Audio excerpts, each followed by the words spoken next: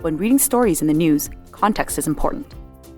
Media sources on all parts of the spectrum will present a story with whichever narrative best suits the particular beliefs of its readers or objectives of the media organization. As an example, almost every year a story emerges about a flock of birds which die in the oil sands tailing ponds. It's estimated that 1,000 birds lose their lives every year in Canada as a direct result of the development of the Canadian oil industry. And while that is some of the story, it is not the whole story. As critics often point out, oil sands are not the number one killer of birds in North America.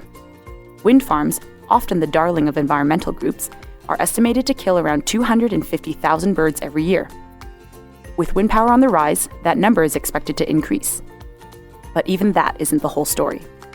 250,000 is nothing compared to the 64 million birds that lose their lives every year from flying into power lines and cell phone towers. And this pales in comparison to the 215 million birds that die from collisions with our cars, trucks, and airplanes. Even that number doesn't come close to the 620 million birds that are killed when they crash into our windows and buildings in our communities.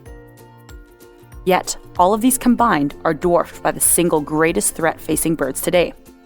According to the North American Bird Conservation Initiative, the greatest man-caused threat to birds in North America is the domestic house cat.